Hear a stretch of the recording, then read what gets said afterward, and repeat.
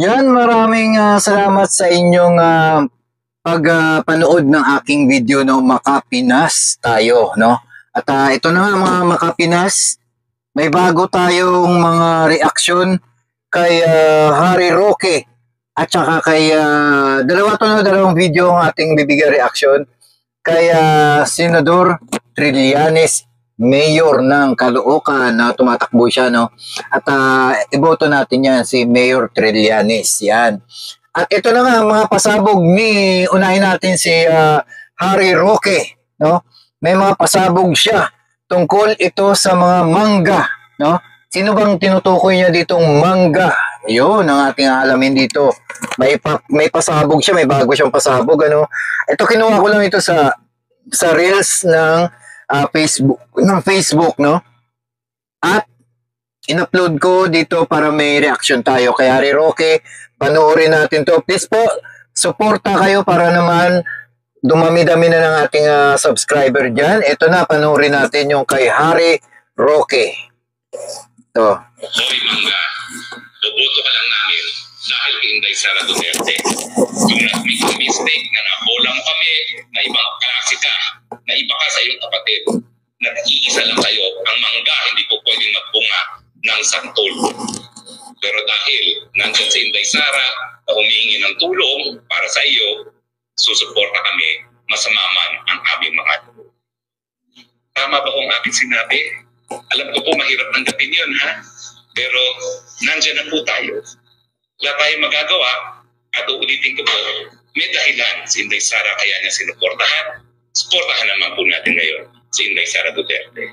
Yung mga ayaw sa Marcos na boboto kay Mangga Aimee, hindi po yan dahil naniniwala tayo kay Mangga Aimee, yan po dahil naniniwala tayo kay Inday Sara Duterte. Malinaw po yan. Okay? Maraming salamat po. Oh, ito ang ating komento dito, ang ating reaction dito. Ganun pa rin yun, no? Ganun pa rin yun. Dahil nga sabi niya, hindi daw sila, yung mga hindi naniniwala sa mga Marcos, no? Yung mga hindi daw naniniwala sa Marcos, hindi daw maaaring, kung ayaw nyo daw bumoto sa mga Marcos, susuportahan pa rin si VP Sara. Pero nga, syempre ganun na rin yun. Dahil susuporta si VP Sara, ayaw ni Roque, kay Mangga daw, ibig sabihin kay sa babaeng Marcos, no, ayaw niya sumuporta kasi tawag niya nga Mangga eh. Mangga. Ano, alam niyo naman yung Mangga, di ba? Mangga gamit 'yun, di ba? Ang tawag niya kay Madam Marcos, no? At sabi niya kung dahil kay VP Sara, susuporta daw siya kay VP Sara. Bali kaibigan, susuporta siya bilang kaibigan, no? Bilang kaibigan, susuporta siya kay VP Sara. Pero, kay Marcos, hindi niya masabi na susuporta siya bilang tatakbo doon, no? Na senador. Yan ang problema dyan, no? Kasi, parang nag-aaway-away na sila ngayon. Dahil si Madam Marcos nga, parang dalawa yung pinapanigan. Siyempre sa kapatid niya at sa mga DDS. Di ba? Dapat, para hindi mahati ang kanyang boto o hindi siya aawayin o hindi siya iboboto, alamin niya talaga kung kanino siyang partido, no? Kung kanino talaga siya kumakampi. Ang sinasabi niyang Mangga, no? Na si Madam Marcos. Mahirap yan, no? Sila na mismo yung nag-aaway dahil nga parang ang lumalabas ay parang nagagamitan na sila, no? Ulitin natin yung sinabi ni Roque para maintindihan nyo ng mabuti, no, yung mga nakapanood. Ayan, no? Ayan. Okay. Maraming salamat po. Oops. So, ulit natin. Ulitin natin, ha. Ito. Hoy mangga, boboto ka lang namin dahil kay Inday Sara Duterte. Do not make the mistake na nabola mo kami na ibang klase ka, na iba ka sa iyong kapatid. Nag-iisa lang kayo, ang mangga hindi po pwedeng magbunga ng santol. Galit din siya, no? Galit siya kay Aimee. Sara, humihingi ng tulong para sa iyo, susuporta kami, masama man ang aming mga Tama ba kung aking sinabi? Masama man daw ang kanyang loob. Mahirap tanggapin yun, ha? Pero nandyan na po tayo. Wala tayong magagawa. At uulitin ko po, may dahilan si Inday Sara kaya niya sinuportahan. Suportahan naman po natin ngayon si Inday Sara Duterte. Yung mga ayaw sa Marcos na boboto kay Mangga Aimee, hindi po yan dahil naniniwala tayo kay Mangga Aimee. Yan po dahil naniniwala tayo kay Inday Sara. Ganun na rin yun. Diba? Okay? Ang gulo ni Roque. No? Ang gulo niya magpaliwanag. No? Ang gulo niya magpaliwanag kasi nga, kung ayaw doon sa mga kay Madam Marcos, hindi daw dahil sa ayaw niya rin kay BP Sara. Siya ay kumakampi siya kay BP Sara, pero hindi ibig sabihin na kakampi niya na rin si Madam Marcos. Di ba? Nasa sa kanila na raw yung kung iboboto nila ang si Madam Marcos, no? Pero hindi siya maintindihan eh. Kakampi niya si BP Sara, pero itong si Madam Marcos na kumakampi kay BP Sara na nilalakad, no? Ini-endorse ni BP Sara si Madam Marcos, ayaw ni Roque. Kasi manggagamit daw, no? Manggagamit ang tawag niya, no? Dito naman tayo, no? Comment down below kayo kung ano masasabi niyo kay Roque dahil ayaw niya kay Madam Marcos pero gusto niyo kay BP Sara. Gusto ni BP Sara kay Madam Marcos, ayaw ni Roque kay Madam Marcos, no? Magulo si Roque, no? Kampi-kampi na nga sila, ayaw pa niyang suportahan si Madam Marcos. Yan ngayon ang problema ni Madam Marcos dyan, kung sino talaga ang kakampi niya. Kasi parang brainwash na rin yun sa mga DDS eh, na kung hindi dahil sa kakampi niya si BP Sara, kakampi niya na si Madam Marcos. Parang yung sinasabi niya na hindi niya bati. Hindi niya kakampi si Madam Marcos. Parang gano'n na rin yun, no? Pero bati niya si BP Sara. Ang gulo ni Roque, no? Marami talagang alam to. Ito, dito tayo sa kaya may Senador Trillanes, mayor na kinatakbo niya sa Caloocan. Tingnan natin kung anong nangyari dito. Bago to bago. Bigyan natin ng reaksyon. Grabe, may hindi ako malunok na pasapo ni Trillanes. Kaya ba't natatakot na yung si VP Sara Duterte? Dahil buksan ang kanyang ikinatago na ayaw din kay Trillanes. At ano ang kinalaman sa may uwi sa bagay na ito? Halika, atin ito pag-usapan, Nako. mga kaibigan. Ang isa sa na-discover namin ng mga impormasyon, ito ay naibigay sa akin noong 2016 ay yung bank account ni Duterte at ang nilalaman nito ay nakakagulat. Nakita namin na daang-daang milyon ang pumapasok sa mga accounts ni Duterte. Joint accounts. Grabe no, milyon-milyon. At si Pangulong Duterte, every 6 months may pumapasok na dividendo galing kay Sammy Uy. Grabe. Yan ang Duterte ay kumikita sa illegal drugs. Illegal drugs. Oh, take note kumikita. Sabi naman ni Senator, sige, sampalin mo na ako, puno ka na. Grabe no. Alam niyo naman, no? Pagka na-decode niyo na si Duterte, malalaman mo na yung mga estilo niya eh. Yung pag nagpa-bluff siya, i-call mo kaagad. So immediately, kinol yung bluff na, sige, i-prepare na yung so pag napo-corner yan siya, gumagawa yan ng eksena para malihis yung atensyon. O di sinabi niya, sasampalin ko to. Dinong Grabe, no? Sige, eto na, sampalin mo na ako. Doon siya kunyari nag-chat rooms para naiba yung usapan. Grabe si Senador Trillanes, no? Bago natin ipagpatuloy kaibigan. Talagang sasabihin niya talaga lahat, no? Sasabihin niya talaga lahat kung ano mga controversy. Chismis lang sa isa. Grabe, pinagtagaan. Ipagpatuloy mo ay para ka lang nanonood ng Netflix crime documentary. Na tila, totoo pala. Simulan natin. Papaluin niya ng mic. Bakit parang nakatakot na yung si VP Sara Duterte? Simple lang yan sana. Kung walang pasabog, si dating senador Antonio Trillanes. Pero may pasabog siya. At hindi lang basta pasabog. Ito hindi lang isang lugar pa. Isang pamilya, oh. Ng politika. Pero teka, Pamilya talaga sila. huwag kang bigla. Tumatakbo. Kasunod ay malala. Halika, panoorin natin ang Ito, wait lang ha. Ang labanan kasi sa Pilipinas, pamilya-pamilya, no, ang mga tumatakbo.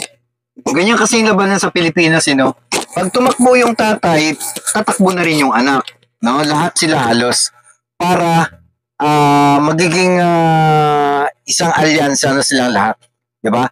Parang sama-sama na silang lahat. Pero ayon doon sa iba, ayaw naman ng ibang politiko na pamilya-pamilya. Nakadepende kasi yan kung ano talaga ang nararapat gawin. Kaya dito kasi sa Pilipinas, hindi mo na mapipigilan kasi yung pamilya-pamilya Marami talagang mga ganun, no? Marami talagang mga nangyayari na ganun sa Pilipinas. Kaya, ewan ko ba? Kung paano masusugpo yung ganyang klaseng pamamalakad sa Pilipinas, no? Maano pa kaya to? Mabigyan pa kaya ng tawag dito? Pagtingin na matigil yung tawag doon yung mga magkakamag-anak, di ba? Eto na, tingnan natin to ang nangyari dito kung anong sabihin dito. At mga pahayag ni Senator Trillanes. Naalala mo ba ang pangalang sa aming Kampuy? Hindi siya artista, hindi rin influencer.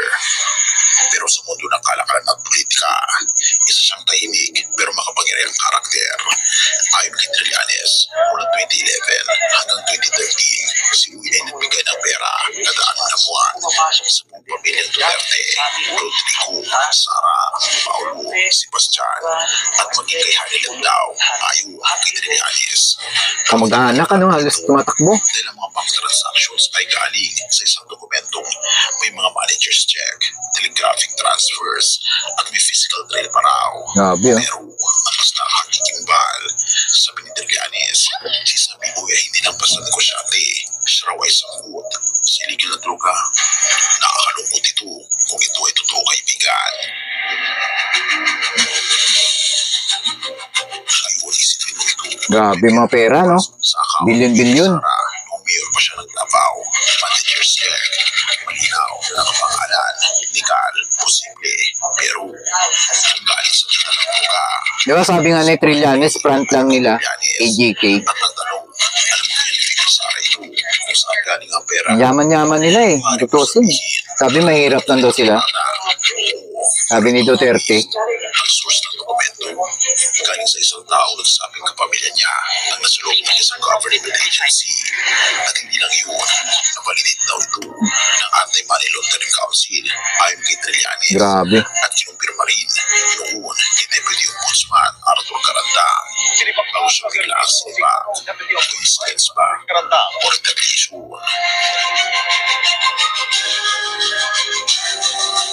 Pero tingala habang sinasabi ni Trillanes ang lahat ng ito, lumutang ang pangalan ni Arturo Las Cañas. Las Cañas. Davao Del Squad leader daw na ngayon ay tumutulong sa ICC investigation laban sa mga Duterte. Sabi ni Las Cañas, Kinalaban na niya yung mga Duterte. pero hindi lang siya ang nabanggit nito. Michael Yang, Charlie Tan, Nako. at Sabi Uy, ay mga pangalan din iniuunay sa illegal na droga. Mga Chinese, no? Ang hindi alam Mga drug lord. may joint account daw si dating Pangulong Rodrigo Duterte at VP Sara. Ayon kay Trillanes, dahil ito ay joint, hindi ito protektado ng bank secrecy law. Therefore, maaari itong gamitin sa impeachment case. Kaya nga naman, kung may impeach daw, si VP Sara ay lahat ng bank transactions doon ay bubuksan at isang makikita raw doon ay ang pagpapadala ng Sabi Uy ng pera sa bank account ni VP Sara. Grabe, no? Nung nagkaroon ng hearing, Grabe pera, no? Ang Pilipinas. umarap sa Congress ni Trillanes at sinabing, Mr. Chairman, nakita namin ang pattern tuwing Abril at Oktubre. Patuloy natin muna natin. Alam niyo, sa totoo lang, nagpapasalamat ako kay Mayor Senador Trillanes na siya talaga nagsiwalat ng lahat. No, kasi kung wala yan siya, kung wala siyang lakas ng loob, hanggang ngayon, niloloko pa rin tayo ng mga Duterte. Niloloko tayo. Sabi nga ng iba na may mga lumulusot na mga bali-balita, parang mind conditioning nga daw yan ng gawa ng China, no? Na tawag dito yung parang mauuto tayong lahat, no? Mauuto tayong lahat ng mga Chinese, no? Na ganyan ang gagawin nila, parang na-hypnotize ka ba na kakampi ka ng mga kakampi mo yung mga incheck. Nako, makawala sa kanila pagka ganyan. Kasi nga, ano tawag dito, yung parang naloko ka na lahat-lahat. Parang hindi mo na mabawi. Mahirap siyang lampasan, mahirap siyang labasan pagka once na kinontra mo na yung gobyerno, no? Lalo na kung marami ka nang nasabi, no? Marami ka nang nabanggit laban sa gobyerno. Kailangan marunong kang umunawa, marunong ka talagang magtimpi, no? Bago ka magsalita sa gobyerno. Gobyerno kalaban mo eh. Tapos ikaw, alam ba, magtatago ka na dahil sobra-sobra na yung ikakaso sa'yo. Hindi ka na makaka-uwi ng Pilipinas, di ba? Kasi magtatago ka na lang eh. Kailangan talaga, sure talaga yung mga sasabihin mo, yung hindi fake news, lahat. Para naman mapatunayan mo yan pagka nahuli ka. Ba? Mahirap yan. Ito na, panurin nga natin to. Kung ano mga pinagsasabi dito. Ayan po papadala. Isami po ng pera sa bank account ni VP Sara. Nung nagkaroon ng hearing, ang Quad Committee umarap sa Congress Trillanes at sinabing, Mr. Chairman, nakita namin ang pattern. Tuwing Abril at Oktubre, nagbibigay siya sa umuwi para bang dividends ang labas. Dividends plus an, iyon ang tanong. At habang tumitigil natin siya, ang depensa ng Campo Duterte, magpapakamatay ako kung totoo yan, sabi ni Duterte. Pero matapos ng ilang minuto, binawi, magpapakamatay ka si Trillanes. Parang bata. Sinugot ang mic. Ginagalit pala ni Trillanes talaga, no? Talagang nilalabas yung galit niya, no? Ayun, ending the final hook. Tingnan natin. Hindi natin alam, hindi ka basta paratang lang. At hindi Grabe, oh. Bank account. Kung ang pera galing kay Uwi ay konektado sa droga at nakatanggap si VP Sara. Grabe, no? Impeachable offense yan. Grabe yung kita nila sa droga. Ito ay umiiral habang may testigo, habang ang mga pangalan ay palakas ng palakas. Tahimik si VP. Bakit? Dahil kung may alam siya, hindi natin alam. Grabe yung mga niloko nila sa Pilipinas na tao. Ang tanong ay, totoo ba ito? Huwag kang bibitaw. Dahil kung tuloy ang bubuksan ng bangko, baka hindi na ang katotohanan ay lumabas. Baka buong sistema ang mabunyag. Grabe. Totoo kaya ito? Sana ay hindi. Totoo, sana. Ayun na nga, may mga ano na nga eh, patunay eh. Papel na yun eh. Na sinasabi, ako ang ilaw ng sanlibutan. Ang sumusunod sa akin ay nilalakad sa kadiliman kung may magkakaroon ng ilaw ng buhay. Sa ganda ng mga matitinding parata ng kasinungalingan kaibigan, katiulian, at usimling kaunayan sa iligan ng droga, natin napapaisip. Dami yung papel oh. Bansa, No? Mga patunay yan. sa sa ingay ng kritika at vulgar ng mga sikreto may tinig na kailanman ay hindi nasisungaling ang tinig ng ating Panginoon. Grabe, no? Ilaw ang sanlibutan. Siya lamang ang aming ibig at lumisan ng kasalanan habang ang ilalim ay tinatagpan at matutuhanan upang magpamayag ng kanyang masama. Oh, Ang ating Panginoon Kristo naman nako. I will hang myself, no, in front of... naglantaran sa krus. Nahuhuli na kasi sila eh, no? Pagtapos ay hindi sikreto. Grabe.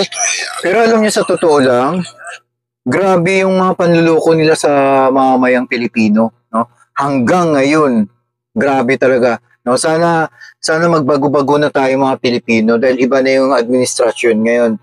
Mas tumutulong sa mga Pilipino. Ako hindi ko binoto si PBBM, pero yung simpatya ko kay PBBM dahil nakikita ko na tumutulong siya sa Pilipinas at maganda ang kanyang ginagawa, di ba? Maganda, pinagtatanggol niya ang bansang Pilipinas. Yun talaga. At saka si Trillanes, kung wala si Trillanes, yung West Philippine Sea natin, baka hindi na ipaglaban yan. Diba? Dahil kay Noynoy, inutusan ni Noynoy na pumunta sa West Philippine Sea si Trillanes para kausapin ang mga Chinese na umalis sa West Philippine Sea. Ayun. Diba? Ang lakas ng loob ni Mayor Trillanes sa ginawa niya na yun. Talagang proud ako sa kanya. No? Diba? Hayag, tumanan ang kanyang dugo, ay malaya, sa kasalanan ng kamagayan. At ikaw sa kapatiran kaibigan, maaari ba tayo imperyo sa yaman at impluensya? Pero ang Sobrang yaman, bilyonaryo sila. nakarian, Pera galing sa droga, oh. man, ay walang iba kundi kaya ng ating Panginoon Jesus sa karian ng katotohanan, katwiran, at walang hanggang buhay. Purihin ang ating Panginoon Diyos at tayo manalangin. Yeah, di ba? Kasi alam niyo, sa totoo lang, no, sa totoo lang talaga, walang baho na hindi pwedeng mailalabas o mabubunyag, no?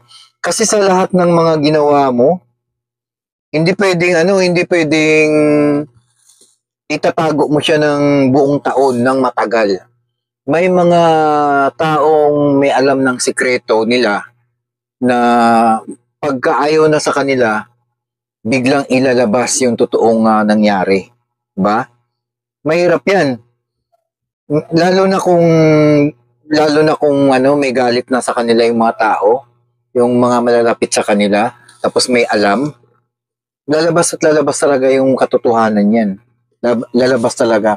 Katulad niya ng mga pera nila na nakuha lahat sa Pilipinas galing sa droga, no? Parang front lang nila na pinapakita yung AJK.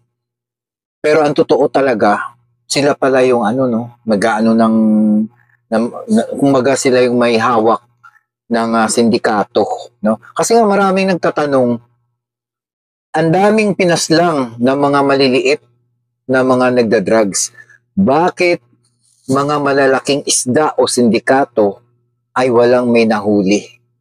Yun ang nakapagtataka dun. At na mind conditioning tayong lahat.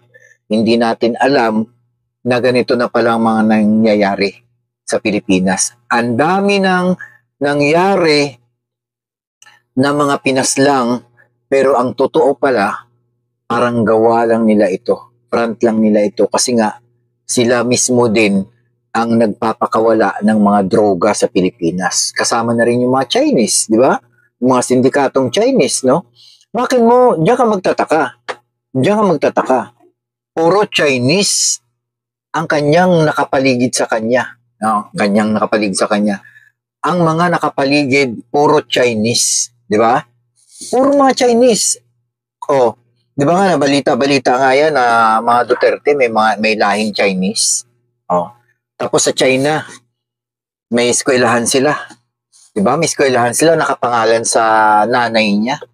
Tapos may picture pa ng nanay niya. Sabi nga daw, bigay daw ng China sa kanila. Pero hindi ako naniniwala. Baka mamaya, yun na yung pinapagawa niya sa China. Baka pera ng Pilipinas yan. Diba? Hindi natin masabi na ganun. Pero malay natin, may lumalabas na mga pera at dinadala sa China, diba? Yung AJK pa lang, yung mga COVID pa lang eh. Gawa-gawa na lang nila yun ng China eh. Para magkapera sila, maging negosyo yun eh. Lahat-lahat eh. Yung sa COVID, yung face mask, face shield, negosyo yun. Alam mo naman mga Chinese, mahilig sa negosyo. Pinaikot-ikot nila ang mga Pilipino na matindi yung sakit na ito. Pero kung tutuusin, napakasimpleng sakit yun. Diba? Kaya lang, pinaikot-ikot nila talaga tayo, mind conditioning o na-hypnotize tayong lahat na ito delikado to, no, kailangan natin magpabakuna. Diba? Diba marami nga hindi naniniwala? Marami hindi naniniwala doon na nangyayari yung bakuna-bakuna na yun. Kasi baka may side effect yun pagtagal ng panahon. Baka unti-unti tayong maubos dahil doon sa bakuna na yun. No? Ako, nagpabakuna rin ako eh. Muntik na makompleto. Pero nakakatakot, baka mamaya sa bandang huli may side effect pala yun. Diba? Hindi pa natin masabi.